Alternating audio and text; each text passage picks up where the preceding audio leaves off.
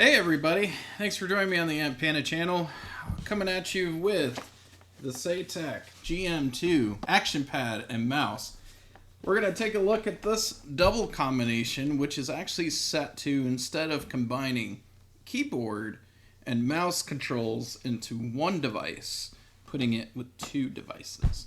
This is supposed to actually help ensure that the first-person shooter experience is the ultimate, most comfortable, and best using two devices with Saitek. This came out in 1999 to compete with obviously the Thrustmaster, Mad Catz XL, the Fragmaster, and a few other things. Not only that, this comes free, as you can see here, included with Half-Life 2. So let's go ahead and hook these things up. Let's try vanilla Half-Life 2 on a modern PC, see how this plays, and see if this really is the most revolutionary controller plus mouse ever made. Alright, so this package has seen better days. It's got a lot of skiffs, SCARTs, and mesh all over it in the front, and a lot of these stickers are starting to go away as well. But essentially this is the action pad and game mouse.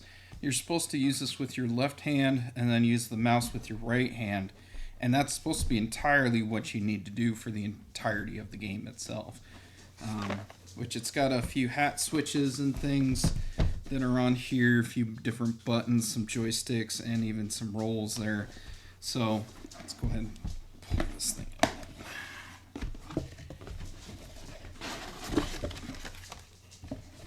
Ooh, it's got the old tech smell. That's for sure.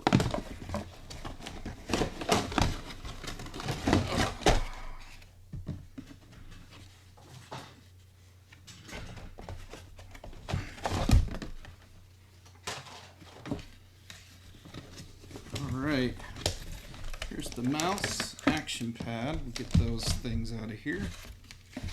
And all the paperwork.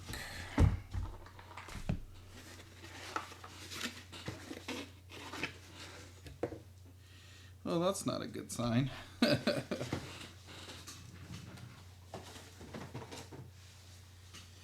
Of course, tech nowadays doesn't seem to really live too well.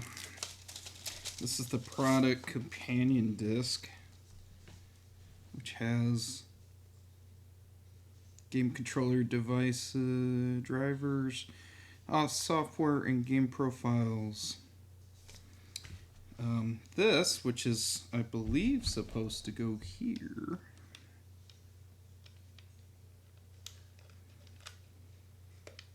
There it is. Just weird. Saitek does a lot of controllers, which I'm actually a bit shocked about. I wasn't quite sure about that. This is the manual with it. Ooh. Now, I don't see Half-Life 2 on here. Unless it's in here. Product manual, software, game profiles. I'm not seeing it on there. So, let me see if... I bet you someone who sold this probably swiped it. Be my guess.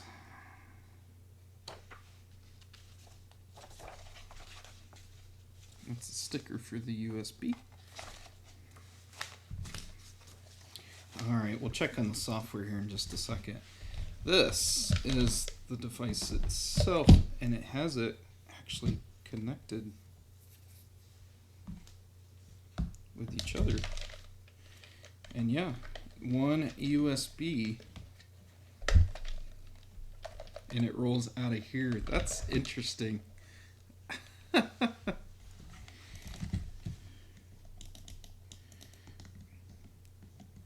got a little switch there on the side.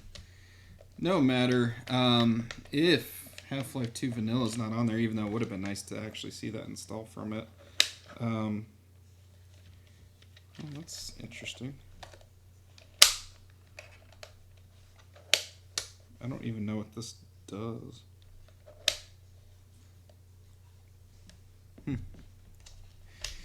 But yeah, connects there like almost like a fire, kind of a bit of a and like an Ethernet cord connection at the end there. But anyway, won't need to be too long. But yeah, this is a roller. Ooh, ooh, that doesn't feel great. And then these here, so, and then with that, so stick this thing into the computer and see what we get.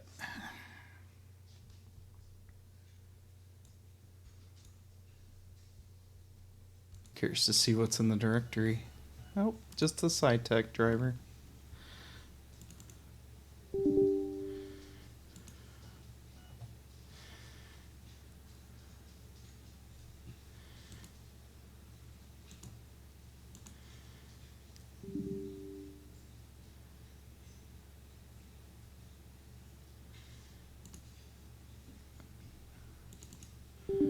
Oh, that's never good.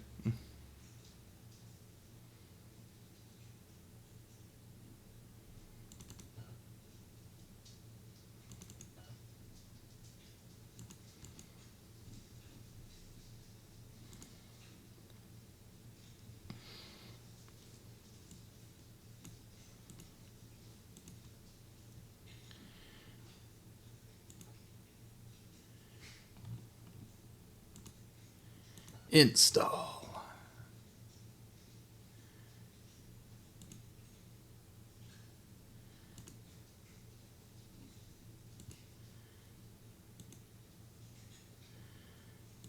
Doesn't want to install it.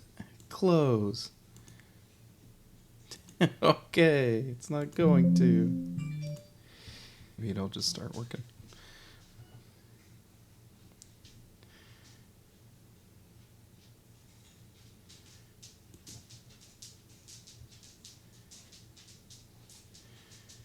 I agree. Game profiles. Advanced controls. Click on joystick. It is marked and exit. Okay. So those are the profiles that are there.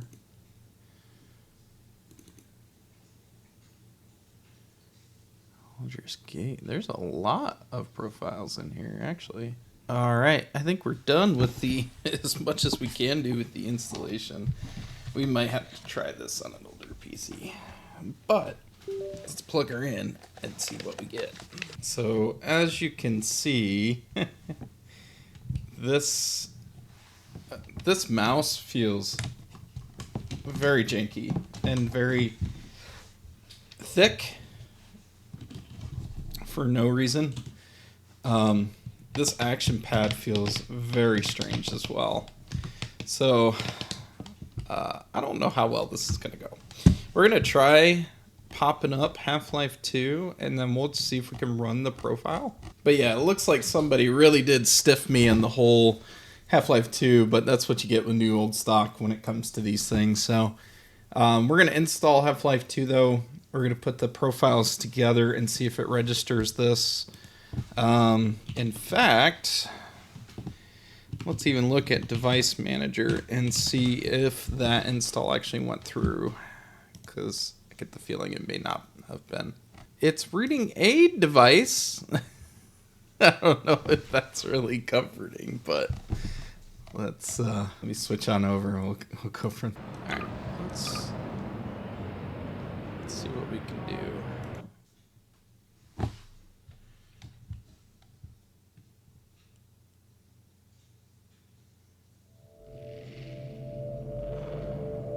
Rise and shine, Mr. Freeman. Rise and shine. Not that I wish to imply you have been sleeping on the job. No one is more deserving of a rest, and all the effort in the world would have gone to waste until, well, let's just say your hour has come again.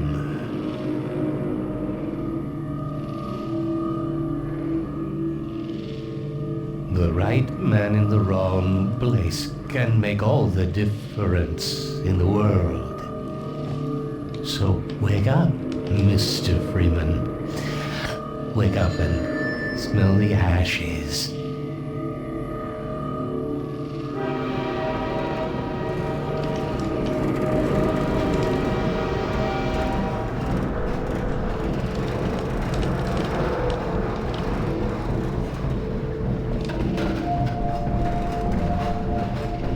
I didn't see you get on.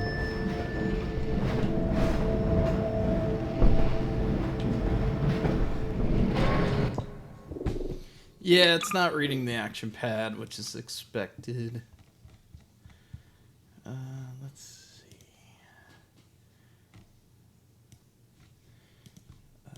Kill this.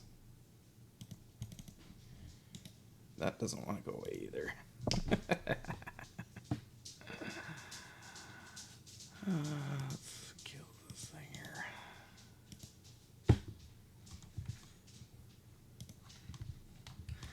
All right, well, that about does it right there. No, I sure didn't.